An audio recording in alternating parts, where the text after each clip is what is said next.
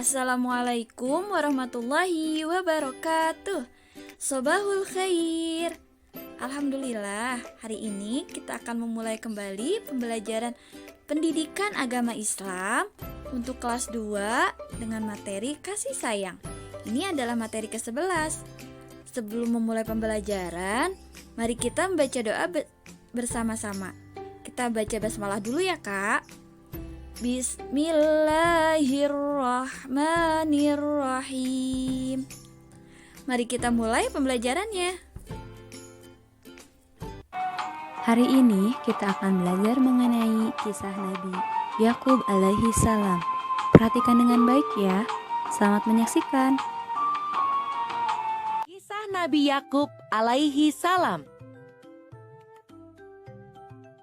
Nabi Ishak alaihi salam mempunyai 2 orang anak, yaitu Is atau Aish dan Yakub. Ketika usia Nabi Ishak sudah lanjut, penglihatan dan pendengarannya tidak lagi baik. Ishlah yang setiap hari melayani kebutuhan Nabi Ishak. Itu adalah tanggung jawabnya sebagai anak tertua. Suatu ketika, sang ibu meminta Yakub untuk menyiapkan makanan untuk Nabi Ishak. Yakub mengerjakan perintah ibunya dengan senang hati. Melihat perilaku anaknya yang sangat baik, Nabi Ishak mendoakan Yakub. Beliau berkata, "Semoga engkau menurunkan nabi-nabi dan raja." Ish merasa iri setelah tahu bahwa ayahnya mendoakan Yakub. Ia merasa Yakub telah lancang menggantikan tugasnya menyiapkan makanan untuk ayah. Seharusnya doa itu untuk dirinya, bukan untuk Yakub. Ish berdoa ayahnya itu tidak terwujud. Mengetahui bahwa hubungan kedua putranya tidak harmonis, sang ibu menyuruh Yakub untuk pergi ke Paddan Aram, ke rumah pamannya. Yakub pun menuruti perintah ibu. Ia pergi secara sembunyi-sembunyi pada malam hari. Yakub tiba di Paddan Aram dengan selamat. Ia kemudian mencari rumah pamannya dan meminta izin untuk tinggal di sana. Sang paman mengizinkan Yakub untuk tinggal. Ia bahkan menganggap Yakub sebagai anaknya sendiri. Laban bin Batwih atau paman Yakub adalah seorang yang dermawan. Ia selalu membagikan sebagian hartanya untuk orang-orang yang tidak mampu. Melihat perilaku pamannya yang begitu terpuji, Yakub lantas menirunya. Kemudian Yakub pun dikenal sebagai dermawan yang baik hati.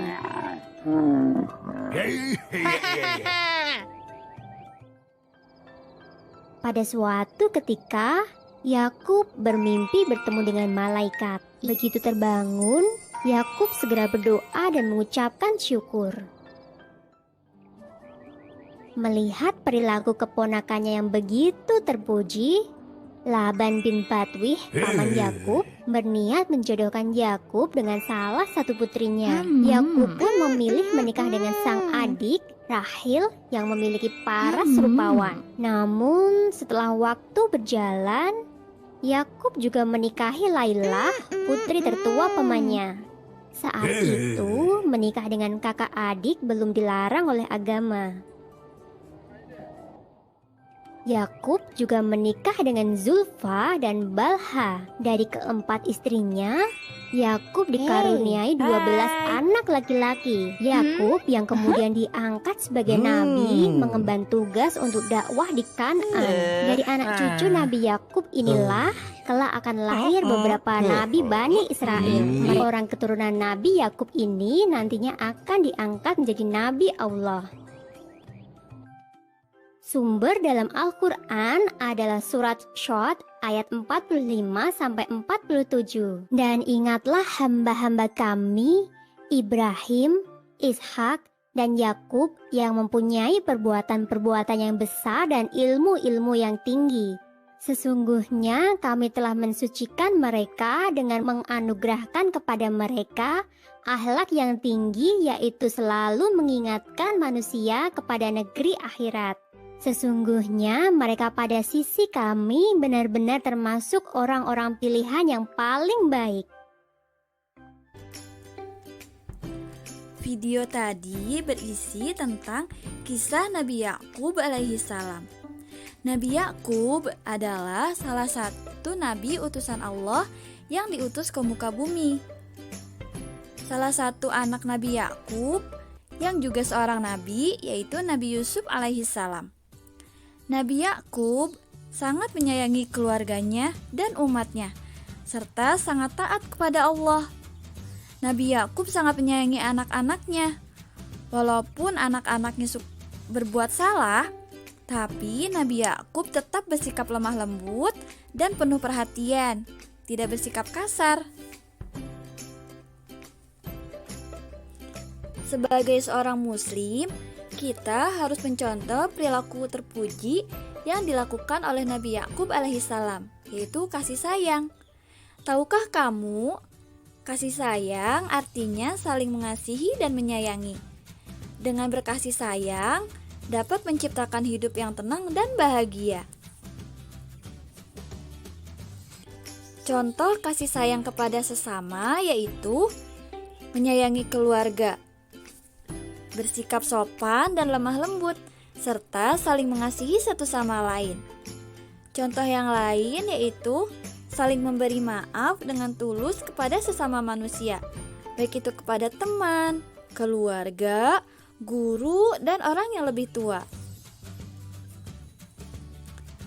Selanjutnya, contoh kasih sayang yang lain adalah membantu teman yang sedang kesusahan dan menjenguk teman yang sakit, serta mendoakan teman kita agar selalu sehat dan dilindungi oleh Allah Subhanahu wa Ta'ala. Apa sih akibatnya jika kita tidak saling menyayangi? Akibat tidak saling menyayangi adalah diantaranya tidak punya teman, hidup tidak menyenangkan, dan tidak bisa berbagi dan bermain dengan teman. Sangat menyedihkan, bukan? Demikianlah pembahasan mengenai kasih sayang.